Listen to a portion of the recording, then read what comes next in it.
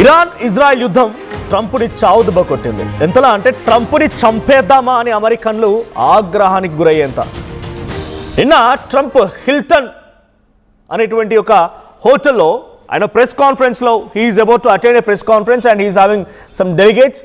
ఆయన దగ్గర కొంతమంది డెలిగేట్స్ ఉన్నారు. డిన్నర్ జరుగుతోంది హిల్టన్ హోటల్లో. సో అక్కడ పెద్ద మొత్తంలో చాలామంది డెలిగేట్స్ ఉన్నప్పటికీ ఒక ఆఘాంతకుడు ఎవరు తెలియదు కానీ వచ్చి ఒక్కసారిగా ఫైరింగ్ చేయడం మొదలుపెట్టాడు. సో ఈ బుల్లెట్ శబ్దాలు వినిపించాయి. ఆ ఫైరింగ్ బుల్లెట్ శబ్దాలతో ఒక్కసారిగా షాక్కు గురై అక్కడ వాళ్ళంతా కూడా అలర్ట్ అయిపోయి టేబుల్ కింద దాక్కోవడం మొదలుపెట్టారు. ట్రంప్, జేడీ వ్యాన్స్, చాలామంది క్యాబినెట్ మినిస్టర్స్ అంతా అక్కడే ఉండిపోయారు. కానీ ఏం జరిగిందో ఎవరికి అర్థం కాలేదు. సో ఇప్పుడు చెప్పేది ఒకటే, ట్రంప్పై ఏకంగా చంపేంత కోపం ఎందుకు వస్తుంది అమెరికన్స్కి? ట్రంప్ అనవసరంగా ఇరాన్ ఇజ్రాయెల్ యుద్ధం అని చెప్పి, రష్యా ఉక్రెయిన్ యుద్ధం అని చెప్పి, ఇండియా పాకిస్తాన్ యుద్ధం అని చెప్పి అమెరికాని బూచిగా చూపించి అమెరికా దేశాన్ని వాడుకుంటూ, అమెరికా ఆర్థిక స్థితిగతులను వాడుకుంటూ ఆయన అహంకారాన్ని, ఆయన యొక్క అహంభావాన్ని తీర్చుకునే ప్రయత్నం చేస్తున్నాడనేది అమెరికన్ సిటిజన్స్ చాలా బలంగా నమ్ముతున్నమాట. నిన్న కాల్పులు జరిపిన నిందితులకు సంబంధించి విషయం మనం ఇది మూడోసారి ఘటన. 2 ఏళ్లలోనే డొనాల్డ్ ట్రంప్ పైన 3 సార్లు జరిగింది ఇటువంటి ప్రయత్నం, ఆయన హతమార్చే ప్రయత్నం. అది 2024 జూలై 13. సో అక్కడ బట్లర్, పెన్సిల్వేనియాలో ఫస్ట్ ఇన్సిడెంట్. అండ్ అదేంటి ఇన్సిడెంట్ ఏంటంటే ఎలక్షన్ క్యాంపెయిన్లో వాళ్ళు Trump was speaking at an outdoor campaign rally. Gunmen opened A fire from A roof top. ఒక రూఫ్ టాప్ నుంచి ఫైర్ చేయడం మొదలుపెట్టాడు. డొనాల్డ్ ట్రంప్ కుడివైపు చెవికి అది తగులుతూ వెళ్ళింది. సో దాంట్లో చాలా తీవ్రంగా ఆయన మొహం పైన రక్తం చిమ్మడంతో వెంటనే అక్కడి నుంచి ఇమీడియట్ సర్వీస్లో భాగంగా ఆయన తరలించే ప్రయత్నం చేశారు. This is the first incident మీరు చూస్తున్నారు. సో ఫస్ట్ విజువల్లో మీరు చూస్తుంది ఫస్ట్ ఇన్సిడెంట్. ఎలక్షన్ క్యాంపెయిన్లో ఆయనపై కాల్పులు జరపడం, అక్కడికి హుటాహుట్న సెక్యూరిటీ సిబ్బంది చేరుకోవడం, ఆయన అలర్ట్ చేసి అక్కడి నుంచి తరలించే ప్రయత్నం చేయడం. ఈ ఇన్సిడెంట్లో వన్ సపోర్టర్ కొరై కాంపెటోర్ అనేటువంటి వ్యక్తి కూడా ఫస్ట్ ఇన్సిడెంట్లో చనిపోయాడు. ఫస్ట్ పెన్సిల్వేనియా ఇన్సిడెంట్లో ఆయన ఎలక్షన్ క్యాంపెయిన్లో ఉండగా ఒక ఆయన సపోర్టర్ చనిపోయాడు. సో అక్కడ చంపినటువంటి వ్యక్తి, ఆ రకంగా ప్రయత్నం చేసిన వ్యక్తి ఎవరో కాదు, 20 ఏళ్ల Thomas Matthew Crooks, at the age of 20 years itself. 20 ఏళ్ల జెన్జీ, అంటే అక్కడ ఉన్నటువంటి జెన్జీ డొనాల్డ్ ట్రంప్ని హతమార్చాలనుకున్నాడు. ఆ తర్వాత Trump golf club assassination attempt. So Trump golf క్లబ్లో కూడా సెప్టెంబర్ 15, 2024 వెస్ట్ పామ్ బీచ్, ఫ్లోరిడాలోని వెస్ట్ పామ్ బీచ్లో Trump was golfing at his club.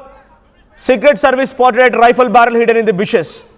Officers fired towards suspect before he could shoot. వాడు చంపే కంటే ముందే గోల్ఫ్ క్లబ్లో గోల్ఫ్ ఆడడానికి వెళ్ళిన డొనాల్డ్ ట్రంప్ని అక్కడ బుషెస్లో ఒక పొదల్లో దాక్కున్నాడంట ఓ నిందితుడు. ఫైరింగ్ ఓపెన్ చేద్దామనేటువంటి ముందే గమనించిన ఆయన సిబ్బంది, ఆయనకున్నటువంటి పర్సనల్ సెక్యూరిటీ సిబ్బంది వాడిని హతమార్చే ప్రయత్నం చేశారు, అలర్ట్ చేశారు.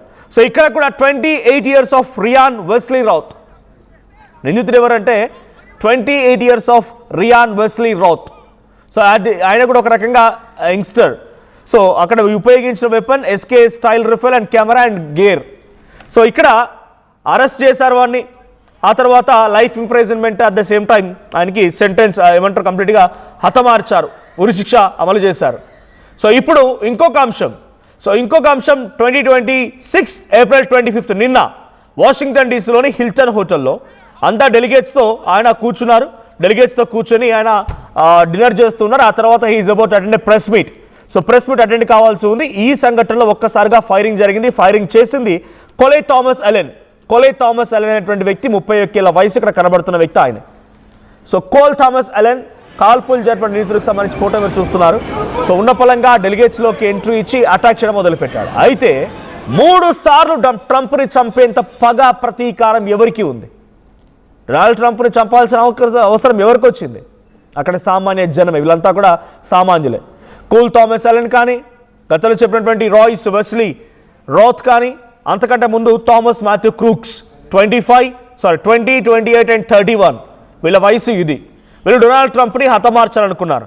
సో అయితే ఇక్కడ దీని వెనక ఇరాన్ హస్తం ఏదైనా ఉందా, లేకపోతే ఆయనకి పడినట్టు వాళ్ళ హస్తం ఏదైనా ఉందా అనేది it's a question mark. Investigation is on going.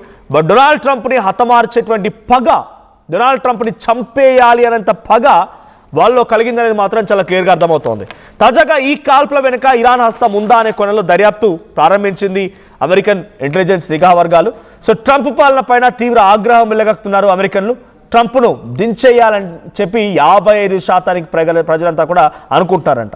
ఇరాన్పై Trump ఏకపక్షంగా సాగిస్తున్నటువంటి యుద్ధాన్ని వ్యతిరేకిస్తూ 66% పైగా ప్రజలు యుద్ధం పేరుతో వృధా ఖర్చు చేస్తుందని ఆగ్రహం వెలుగక్కుతున్నారంట. ఇక ఏప్రిల్ 10-14 మధ్యలో సర్వే నిర్వహించారు. ఈ సర్వేలో 1514 మంది అభిప్రాయాలు సేకరిస్తే దాంట్లో 66% హీ షుడ్ బి ఇంపీచ్డ్, ఆ స్థానం నుంచి, ఆ కుర్చీలో నుంచి ఈ అహంకారాన్ని పక్కన పెట్టాలని రకంగా అనుకుంటున్నారంట.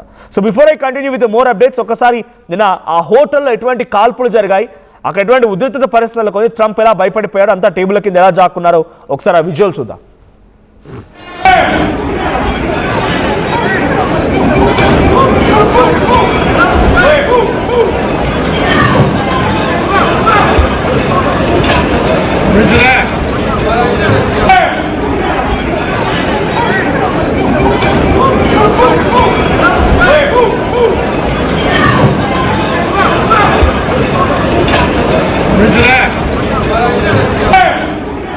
ట్వంటీ 2024 రెండు సార్లు 2026లో నిన్న జరిగింది. ఒక హిల్టన్ హోటల్లో చాలా దారుణంగా అక్కడికి ఎంట్రీ ఇచ్చిన ఒక వ్యక్తి డైరెక్ట్గా ట్రంప్ను టార్గెట్ చేయబోయాడు. అలర్ట్ అయిన సిబ్బంది జేడీ వ్యాన్స్ అక్కడి నుంచి తరలించారు, ట్రంప్ను అక్కడి నుంచి తరలించారు. విత్ నో షార్ట్ టైం అక్కడ ఉన్నటువంటి అక్యూజ్డ్ పర్సన్ కోల్ థామస్ అలెన్ని కూడా అదుపులోకి తీసుకున్నారు. సో గతంలో 2024 సెప్టెంబర్ 13 గోల్ఫ్ ఆడుతుండగా ఇంకొక సంఘటన, అక్కడ కూడా ఇదే మాదిరిగా ఓ ఇన్సిడెంట్, ట్రంప్ను టార్గెట్ చేస్తూ ఓ వ్యక్తి కాల్చబోయాడు, చంపేయబోయాడు. జూలై 13, 2024 ఎలక్షన్ క్యాంపెయిన్ ర్యాలీలో డైరెక్ట్ అటాక్ చేస్తే చెవు పక్క నుంచి బుల్లెట్ దూసుకువెళ్ళింది, చెవుకి గాయమైంది.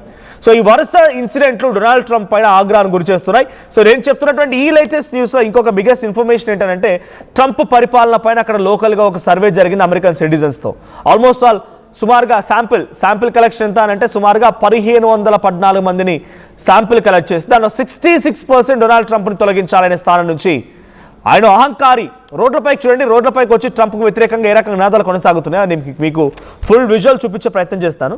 సో రోడ్లపైకి వచ్చి నినాదాలు చేసిన విజువల్ చూస్తున్నారు. Donald Trump go back, no kings అనేటువంటి ఒక బోర్డు ప్లకార్డ్ని పట్టుకొని వారంతా ఆందోళన వ్యక్తం చేస్తున్నారు. California, Florida, Washington DC, New York, ఎక్కడ చూసినా నినాదాలు కొనసాగుతూనే ఉన్నాయి. సో ఒకసారి విజువల్ చూపిస్తాను మీకు అది. సో ఆ 4th విజువల్ మీరు గమనించండి. డొనాల్డ్ ట్రంప్కి వ్యతిరేకంగా నో కింగ్స్ అనే పేరిట వాళ్ళంతా ర్యాలీ చేస్తున్నారు. డొనాల్డ్ ట్రంప్కి అగేన్స్ట్గా వారంతా నినాదాలు చేస్తున్నారు. ఆయన ఆ స్థానం నుంచి వెళ్ళిపోవాలని చెప్పి ఆందోళన వ్యక్తం చేస్తున్నారు.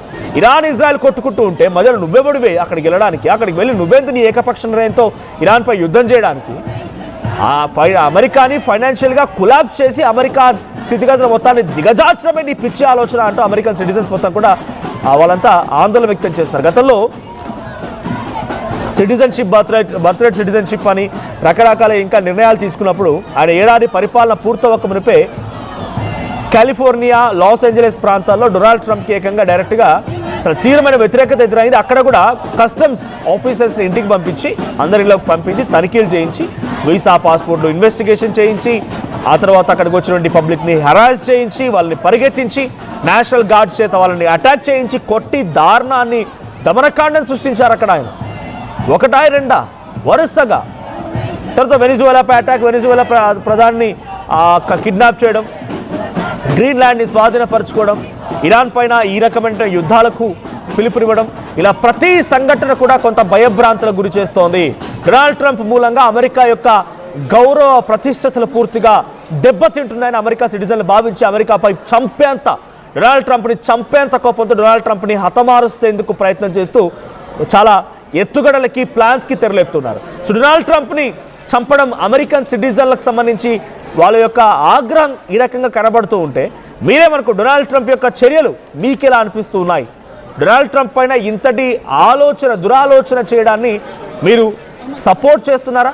ఆ నిందితుడు ఇంత దారుణానికి ముడిగట్టి డొనాల్డ్ ట్రంప్ని చంపేయడం మీరు దానికి అది వాళ్ళ ఆగ్రహం అన్నట్టుగా అంటున్నారా, లేదంటే ఇది తప్పు అన్నట్టుగా మీరు భావిస్తున్నారు? మీ అభిప్రాయం ఏంటో కామెంట్ చేయండి ఒకసారి. అక్కడ ఎటువంటి నినాదాలు కొనసాగుతున్నానికి అగేన్స్ట్గా, at the same time attack రోజు ఏం జరిగింది ఆ విజువల్ చూద్దాం.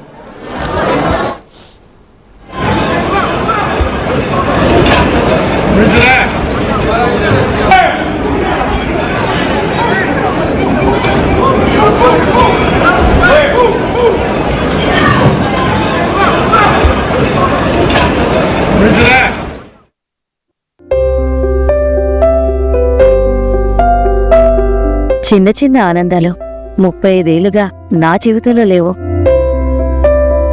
35 ఏళ్లుగా నేను డైపర్లలో బ్రతికాను.